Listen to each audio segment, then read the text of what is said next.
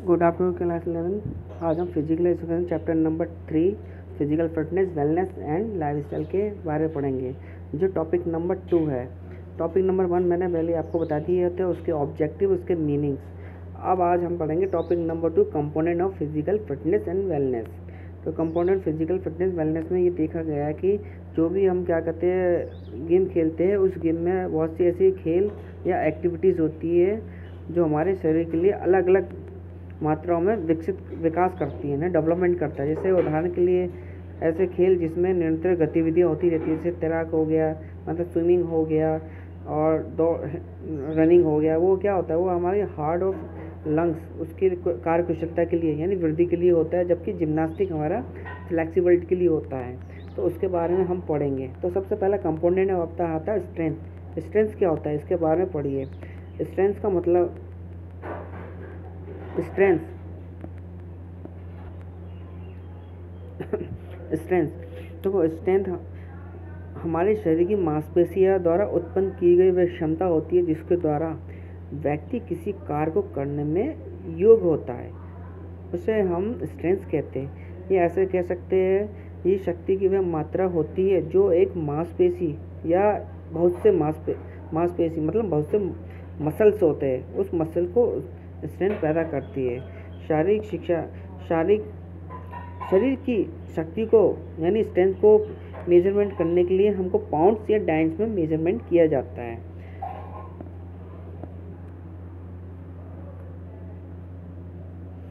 एक सामान्य व्यक्ति के लिए मतलब जितने भी जो व्यक्ति हैं, उन व्यक्तियों में उनके जीवन में शक्ति यानी स्ट्रेंथ का एक महत्वपूर्ण इम्पोर्टेंस होता है। लेकिन एक प्लेयर है, उनके लिए तो स्ट्रेंथ होना अति आवश्यक है। कुछ ऐसे खेल होते हैं जो प्रोफेशनल खेल होते हैं जिसमें शक्ति का प्रयोग यानी स्ट्रेंथ का प्रयोग कम किया जाता है, जबकि कुछ ऐसे खेल होते हैं जिसमें हमारी जो स्ट्रेंथ है उसकी स्ट्रेंथ की सबसे ज़्यादा आवश्यकता होती है। इस प्रकार के कुछ प्रोफेशनल गेम्स होते हैं, किसी और प्रकार की शक्ति का भी प्रयोग होता है, जबकि दूसरे प्रोफेशनल जो गेम होते हैं वह अन्य प्रकार की शक्तियों का प्रयोग करते हैं।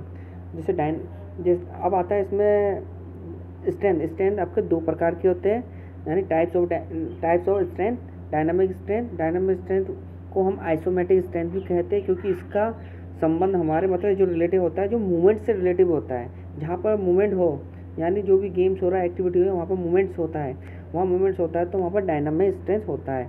एग्जाम्पल के लिए आप पुलअप हो गया, पुशअप हो गया, ये आपकी जो एक्टिविटी है क्या होता है, ये एक्टिविटी करते होते ये मूवमेंट होता है आपका, तो मूवमेंट होता है तो ये हमें डायनामिक स्ट्रेंथ कहते हैं। कभी कभी ऐसे एक्टिविटी या एक्सरसाइज करते हैं जिसमें से हम लोग करने के बाद क्या होता है, कभी कभी हम थक जाते हैं। मान लो जैसे कि ये पुशअप हो गया या पुलअप हो गया, उसे करने से हमें क्या होता है, उसे हम लोग करते हैं तो करने पे करते करते करते कभी क्या होता है, बहुत से करने के बाद थक जाते हैं। तो थकने के बाद जो स्ट्रेंथ होता है वो थोड़ा कम हो रहे हैं या नहीं दिखने लगता है। लेकिन इसमें क्या होता है, जो आपका जो एक्टिविटी हो रही है वो एक्टिविटी आपका प्रत्येक गेम्स में या उसमें एक्टिविटी होती है, तो उसमें डायनामिक स्ट्रेंथ कहते हैं। डायनामिक स्ट्रेंथ में आपका मैक्सिमम स्ट्रेंथ भी आ जाता है, एक्सप्लोसिव स्ट्रेंथ भी आता है, आपका स्ट्रेंथ ऑफ एंड्योरेंस भी आता है। फिर आता है आपका स्टैटिक स्ट्रेंथ को आइसोमेट्रिक स्ट्रेंथ भी कहा जाता है। कुछ समय के लिए ये निरंतर रूप से व्यक्ति के अपने जो मसल्स होते हैं, वो मसल में अधिक से अधिक जितनी बार शक्ति का प्रयोग करे वो, लेकिन बगैर मूवमेंट के या बिना मूवमेंट के करे, तो उसी को ही हम स्टैटिक स्ट्रेंथ कहते हैं। यानी हमारा जो मूवमेंट वर्क तो होगा, स्ट्रेंथ तो होगा, लेकिन वो किसी भी मूवमेंट से नहीं होगा। इस मूवमेंट को मेजरमेंट करने के लिए डायनोमीटर्स की सहायता से हम मेजरमेंट कर सकते हैं।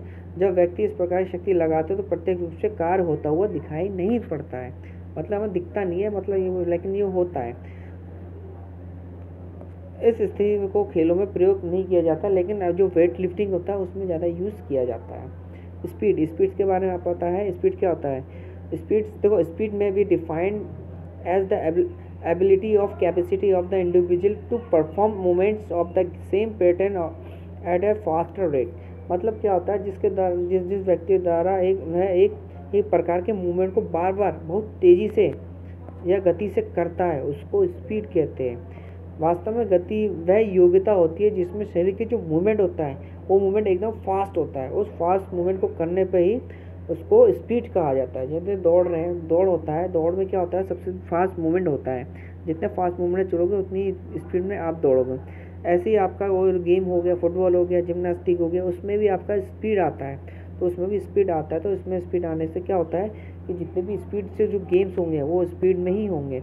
अगर क्रिकेट है, क्रिकेट आप खेल रहे हो तो क्रिकेट में आप बॉलिंग करो तो उसमें भी मूवमेंट आता है, लेकिन उसमें स्पीड भी आती है। दौड़ना, भागना, बॉल को रोकना, रन लेना, ये चीज़ क्या होता है, ये चीज़ आपका स्पीड में आता है। फिर आता है आपका सहन क्षमता यानी इंडोरेंस। इंडोरेंस क्या होता है, इंडोरेंस भी जो जो गति है, मूवमेंट है और जो स्ट्रेंथ है उसकी, उसमें फिजिकल एजुकेशन का एक महत्वपूर्ण अंग है। ये जो भी एक्टिविटी होता है, जो एक्टिविटी करता है या करने की योग्यता होती है, उसी को ही सहन क्षमता कहते हैं। मतलब ये होता है सहन क्षमता थकावट को रोकने या उसके विरोध करने की योग्यता होती है, यानी क्षमता, आपको रेजिस्टेंस। मतलब ये क्या होता है, आपको रनिंग करने के लिए कहा जाता है 4-5 राउंड, आप 2 राउंड लगाते हैं, लेकिन आपकी एंड्योरेंस क्षमता कम हो जाती है, लेकिन फिर भी आप उस सहन क्षमता को रोकते हुए अपना एंड्योरेंस कम होने के बावजूद आप उसको चीज़ को कंप्लीट कर लेते हैं। यानी आपके इसमें क्या होता है, आपका स्टेमिना बढ़ता है, यानी जितना स्टेमिना होगा उतने ही आप सहन शक्तिवान बनोगे। तो ये क्या कहते हैं, इससे क्या होता है कि हम व्यक्ति की जो शरीर की संरचना होती है, यानी स्ट्रक्चर होता है, क्षमता के परिणाम उसकी सहन क्षमता कहा जाता है। अगर कोई रनिंग वनिंग करता है 10 किलोमीटर 5 किलोमीटर, तो वो उसका इसका एंड्योरेंस बन जाता है, सहन शक्ति या स्टेमिना बन जाता है। यही चीज़ हम रनिंग करेंगे 2 किलोमीटर की और 5 किलोमीटर हम लोग नहीं कर पाएंगे, क्योंकि हमारी एंड्योरेंस शक्ति यानी सहन क्षमता कम होती है। अगर हम कंटिन्यू करते रहे प्रैक्टिस करेंगे तो हमारी सहन क्षमता बन जाएगी। सहन क्षमता देखो, सहन क्षमता कितने प्रकार के होते हैं, 2 प्रकार के होते हैं, शॉर्ट टर्म एंड्योरेंस और long term. Short term endurance में आता है छोटी अवधि की एंड्योरेंस उन खेलों में प्रयुक्त होता है जिस खेल में टाइम कम होता है। जैसे मान लो हॉकी, फुटबॉल, कुश्ती हो गया, इसमें हमें क्या करते हैं, शॉर्ट टर्म एंड्योरेंस की आवश्यकता होती है। और लॉन्ग टर्म एंड्योरेंस वह होती है जो लंबी अवधि की यानी लंबे टाइम के तक के लिए होता है। उन खेलों में किया जाता है जिसमें खेल की जो एक्टिविटी होती है जो लंबे टाइम तक होती है। जैसे मान लो क्रॉस कंट्री हो गया, रोड साइकिलिंग हो गया, और बहुत सी लंबी दूरी की जो दौड़ होती है वो हो गए, उसमें दौड़ लगाए जाते हैं। जैसे मान लो क्रॉस कंट्री में 42 किलोमीटर 43 किलोमीटर दौड़ कंटिन्यू करना पड़ता है, तो वहाँ पर सहन क्षमता की ज़्यादा आवश्यकता पड़ती है, वो भी लॉन्ग टर्म वाली। इसमें क्या अंतराल में थोड़ा थोड़ा बढ़ा देते हैं, मतलब धीरे धीरे बढ़ाते जाते, जिससे कि आपका जो सहन क्षमता है वो बढ़ती जाए। फ्लेक्सिबिलिटी आप जानती हो क्या होता है। फ्लेक्सिबल शारीरिक फिजिकल फिटनेस और वेलनेस में क्या होता है, फ्लेक्सिबल होना अति आवश्यक है। व्यक्ति की शरीर की जोड़ में गति क्षमता को लचक कहते हैं। मतलब flexible is the range of movement of joints. शरीर की पुष्टि के लिए यानी शारीरिक फिजिकल के लिए व्यक्ति की लचक यानी फिजिकली फ्लेक्सिबिलिटी होना जरूरी है, जिससे कि व्यक्ति के शरीर से अधिक फ्लेक्सिबल होता है। वो व्यक्ति बिना किसी कष्ट के आसानी से कोई भी एक्टिविटी को आसानी से कर लेगा। ऐसा प्राय देखने में मिलता है। जो फ्लेक्सिबल वाले लोग होते हैं या पर्सनैलिटी वाले होते हैं, उनको वो आकर्षण होते हैं, उनका पर्सनैलिटी होता है ना, उसका पर्सनैलिटी ग्रोथ अच्छा होता है। और जो फ्लेक्सिबल वाले होते हैं उनको इम्पोर्टेंस सबसे ज़्यादा दिया जाता है। उनकी जो मसल्स होती है और उनका कार्य क्षमता होती है या उनको कोई भी एक्टिविटी होता है वो इस एक्टिविटी आसानी से कर लेते हैं। इसलिए फ्लेक्सिबिलिटी भी गेम्स में होना ज़रूरी है। फ्लेक्सिबिलिटी देखो, फ्लेक्सिबिलिटी 2 टाइप्स के होते हैं, पैसिव फ्लेक्सिबिलिटी और एक्टिव फ्लेक्सिबिलिटी। अब पैसिव फ्लेक्सिबिलिटी क्या होता है, पैसिव फ्लेक्सिबिलिटी वह योग्यता होती है जिसके द्वारा जो बाहर से यानी किसी अदर पर्सन से हम हेल्प लेते हैं ताकि हमारी जो बॉडी का जो फ्लेक्सिबल है वो आसानी से फ्लेक्सिबल हो जाए, उसे कहते हैं पैसिव। एक्टिव फ्लेक्सिबिलिटी मतलब होता है किसी बाहरी सहायता यानी किसी अदर पर्सन से हम किसी का हेल्प नहीं लेते अपने फ्लेक्सिबिलिटी के लिए, यानी खिंचाव के लिए जो एक्सरसाइज करते हैं, स्ट्रेचिंग वाली एक्सरसाइज करते हैं, हम किसी की हेल्प नहीं लेते, तो वो एक्टिव फ्लेक्सिबिलिटी होती है। तो एक्टिव फ्लेक्सिबिलिटी में भी स्टैटिक फ्लेक्सिबिलिटी, डायनामिक फ्लेक्सिबिलिटी ये भी होता है, दोनों होते हैं। स्टैटिक्स मतलब और डायनामिक पता ही है। स्टैटिक क्या होता है, रुके हुए में फ्लेक्सिबिलिटी, डायनामिक चलते हुए फ्लेक्सिबिलिटी में, ठीक है। फिर आता है आपका कोऑर्डिनेट एबिलिटी का मतलब है आपस तालमेल, यानी कहीं भी आप खेलने जाओगे, कहीं भी टूर्नामेंट खेलने जाओगे तो आपसी कोऑर्डिनेशन होना ज़रूरी है।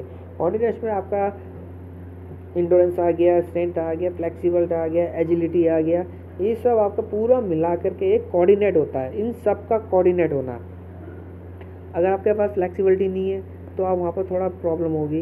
अगर आप इंडोरेंस नहीं है तो इंडोरेंस में भी प्रॉब्लम आएगी। अगर आपके पास स्पीड नहीं है तो स्पीड में भी प्रॉब्लम आएगी। तो इन लोग का क्या है, फ्लेक्सिबिलिटी, स्पीड, इंडोरेंस और साथ में स्ट्रेंथ, इन चारों का तालमेल होना ज़रूरी है। अगर ये इसके तालमेल के साथ चलोगे तो आपका जो खेल है वो खेल आपका अच्छी तरह से आगे बढ़ेगा। और आगे बढ़ने के साथ साथ आपका जो जो एक स्पोर्ट्स पर्सन है उस स्पोर्ट्स में आपका सहायक बनेगा। जैसे मान लो जिम्नास्टिक होता है, जिम्नास्टिक में क्या होता है, जिम्नास्टिक रिदम के हिसाब से होता है, और एडेप्टेशन एबिलिटी होती है, रिक्रिएशन एबिलिटी होती है, मतलब एक बैलेंस बनाना। और जैसे जिम्नास्टिक में या जो साथ इकट्ठे करते हैं वो जिम्नास्टिक करते हैं, कुछ ऐसे क्या करते हैं जो स्विमिंग हो रहा है, स्विमिंग में क्या होता है आपने देखा होगा, कोऑर्डिनेशन और फ्लेक्सिबिलिटी और सब मिक्स होता है, स्पीड होता है। कभी देखा हो ग्रुप में जब स्विमिंग होता है तो उसमें बहुत से ग्रुप क्या होता है अपने स्विमिंग में जाकर अपना वो क्या करते हैं, जो एक्टिविटी है वो एक्टिविटी करते हैं, रिदम करते हैं। फ्लेक्सिबिलिटी उसमें क्या होता है, उसमें स्पीड भी आ गया था, आपका कोऑर्डिनेशन भी आता है, फ्लेक्सिबिलिटी भी आता है, इंड्योरेंस भी आता है और आपका स्ट्रेंथ भी आ जाता है। ये चीज़ सब आ जाता है इसमें पूरा मिला करके, इन सब को मिला कर तब होता है कोऑर्डिनेशन।